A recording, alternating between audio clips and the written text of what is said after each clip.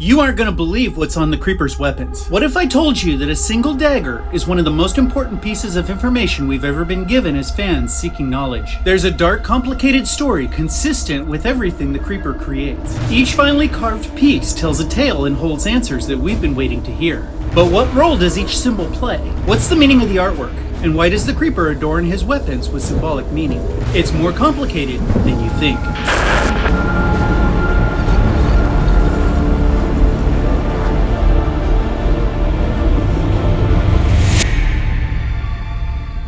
It only stands to reason that an ancient, seemingly immortal killer would have a massive collection of weapons. It's been creating and collecting weapons for thousands of years. But there's a lot more to the Creeper's weapons than we initially thought. The imagery carved into each morbid artifact tells a story. Each of its deadly implements has clear Creeper history carved right into the handle, and it's been right in front of us all along. Let's decipher some of this and see what we can learn about the Creeper.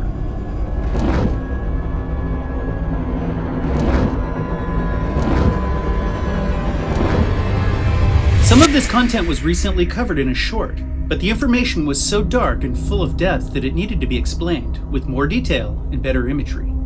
A study of the Creeper's weapons was always planned since the start of this channel, yet the grains of time continue to sneak past the seams of life.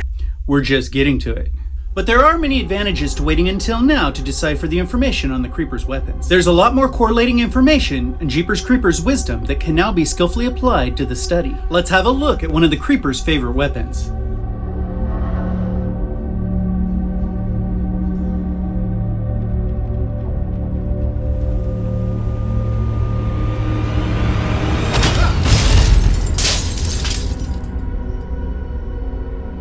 This is one of the Creeper's many bone daggers. It's named the Flesh Eater by the Jeepers franchise, but we're not certain that's how the Creeper refers to it. After analyzing this dagger, you submit your suggestions for a good relevant name for it. This weapon can almost always be found carried by the Creeper inside of his ratty long coat. It's the weapon that was left on the ground when the Creeper attacked Billy. And as many of you know, it's the weapon that was attached to the tip of Jack Taggart Sr.'s harpoon and delivered back to the Creeper courtesy of Jack. There's a massive amount of information to be gained from the carvings on this dagger. It has two very different sides and two distinct messages. One side can be interpreted as the physical world, and the other side seems to be a representation of the spiritual world. This division of worlds on the same dagger is brilliant storytelling in and of itself. Think about this division of halves for a moment. The Creeper exists in a physical world, yet it has a strong connection to the spiritual world. Let's dissect the physical side of the dagger first.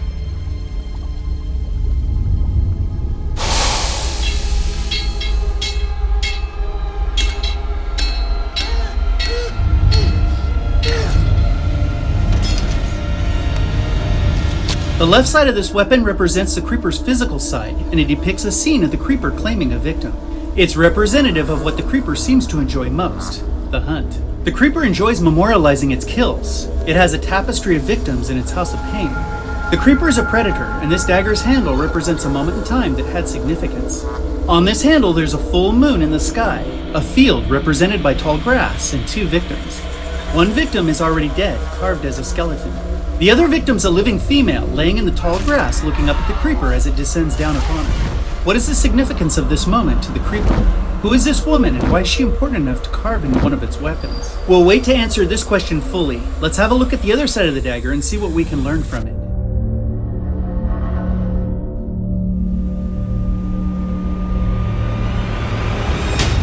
The right side of this dagger provides us with volumes of information. It answers a lot of commonly asked questions and misconceptions. First, we have to remember when this dagger was created. It was created for and used in Jeepers Creepers 2 in 2003. The right side of this dagger depicts 8 victims of the Creeper. Their arms and legs stretch out and become wispy. They have no hair and their eyes and mouths are gaping. They're not just dead victims of the Creeper.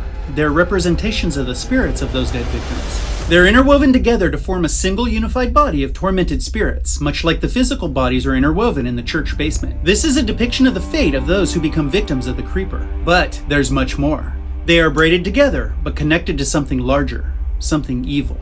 Once these people died at the hands of the Creeper, it laid claim to their souls. This dagger handle tells us that it gathers and keeps the souls of its victims, and this information's been available since 2003. This is long before Kenny told his mother and audiences worldwide that I'm a part of it and it's a part of me. But there's still more. When we observe the Jeepers universe, the Creeper's interest seems to lie predominantly with men. Now that would make sense because the Creeper has to eat to regenerate, and it is male. But when Derry was in the creature's house of pain, there were lots of female bodies on the ceiling and walls of the basement cavern. It's easy to wonder how they would be used if the Creeper has a limited need for them. Now, this dagger's handle seems to have an equal representation of males and females. This forced the realization of how much larger the Creeper's predatory nature is.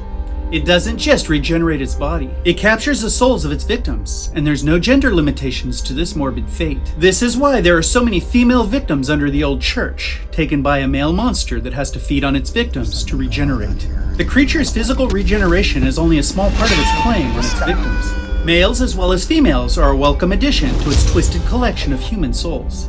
It's a part of them, and they're a part of it. But why would the Creeper place images of souls on the handle of its dagger? What if those souls are part of the dagger? When Jackie found the Creeper's dagger laying in the corn, he took it in to show his father. As Jack was looking over the weapon, it jumped across the room and stuck in the wall. Why did it jump from Jack's hand? We believe the Creeper was trying to reclaim its dagger, but why didn't it try to reclaim it from the cornfield? It may not have known that its dagger was missing from its coat until it was found by Jackie. If souls are a part of the dagger and a part of the Creeper, that means the Creeper becomes one with its weapons. It may have a spiritual connection to its weapons, and maybe to its truck. Now, this isn't the first time that we've proposed this theory, but the artwork on this dagger validates that narrative, and it coincides with Victor's information.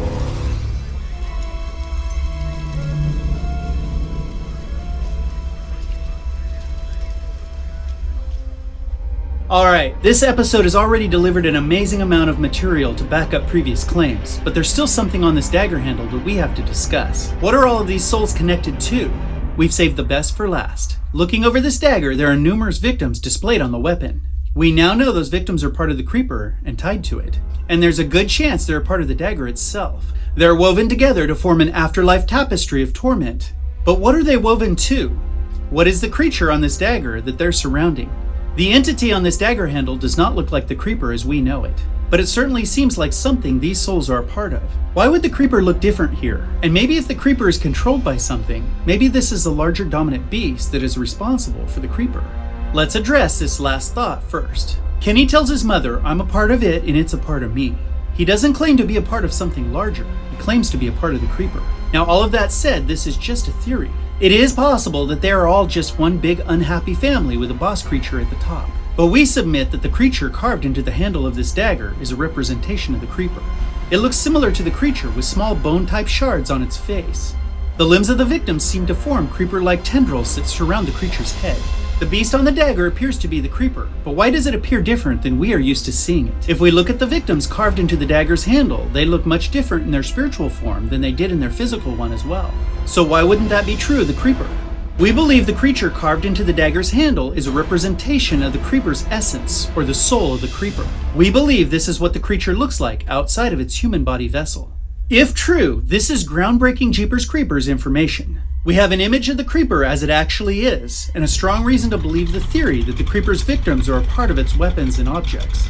We never finished analyzing the physical side of the dagger. What is significant about the victims on the left side, or the physical side of this dagger? They are clearly important to the Creeper. What if they're two of the victims whose souls now inhabit this dagger? When the Creeper carved the dagger's handle, it was commemorating the kill, the spirit as part of the weapon, and the connection to itself. Somewhat of a before and after of the entire process. There will be more content in the near future covering the Creeper's other weapons. There's a similarity between all of the weapons, and the same beast can be found on many of them, along with the souls that have passed into the realm of spiritual slavery at the hands of the Creeper.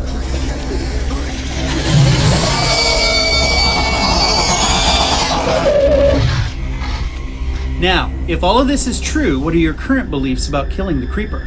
Is it easier to understand how it survived for thousands of years, and its physical body may be more of a convenience than a necessity? It has to eat to rebuild itself so that it can interact with the physical world, but it may have strong ties to a spiritual dominion. Don't forget to name this dagger in the comments. Thanks for watching today. This was a great addition to the Be Eating You video library. Please sub and support this family. Until next time, we'll see you.